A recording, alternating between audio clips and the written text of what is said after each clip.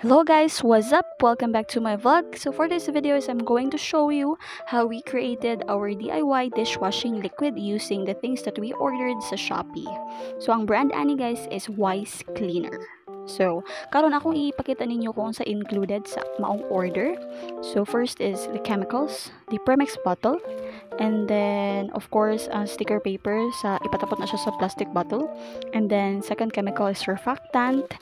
And then third chemical is fortified bubble booster. And then ang instruction, of course, kailangan na ay manual. And then the last chemical is ang thickener. Okay? So first step is atong butangan og 14 liters na tubig ang balde. Yes. So dapat limpyo ang tubig. It's okay kung bisag unsa nga tubig basta limpyo siya. And then next is isunod ang fortified bubble booster. Pagkahuman sa bubble booster, isunod ang surfactant. Kuntingan ra siya gamay and then patuyok or pa-circle ang paghuwad or pagbuhos nimo sa surfactant. And then dili sa nimo siya tulagon, ibabad sa siya for 20 minutes. So, mag-wait ta for 20 minutes. And then, humag 20 minutes, tulagon siya binaayo and make sure nga tunaw ang mga ingredients. So, pag sure nang tunaw na, i-shake ang Premix bottle and then ihuwad siya. So, kaning Premix bottle guys, this contains pangtanggal sebo or degreasing agent, scent, antibacterial, water softener, and gahatag og color. And then, ang last nga chemical is the thickener. Muna siya makapalapot sa ato ang mixture.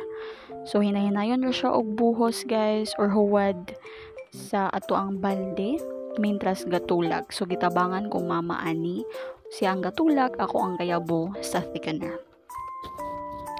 Alright, and then tarungon siya og kwan guys, tulag to make sure nga tunaw na.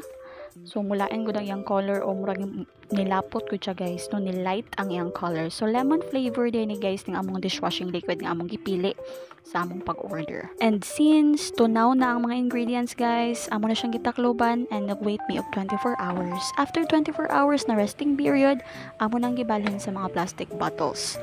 Ang among gigamit ka plastic bottles guys is recycled ra na siya, but among giayo og limpyo, so you don't have to worry about that. Limpyo na siya kaayo guys. So after namo og butang sa mga plastic bottles or balhin sa mga plastic bottles, amo nang gibutang ang mga labels or ang mga sticker paper para mailhan siya nga dishwashing liquid.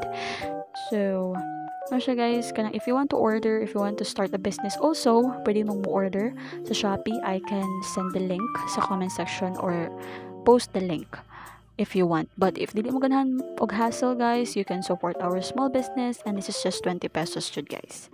So watch out for my vlogs guys to show kung unsa ni siya ka-effective ang product, and thank you for always supporting me, and I hope that you will support this small business nga akong start. Thank you for watching. See you in my next vlogs. Goodbye.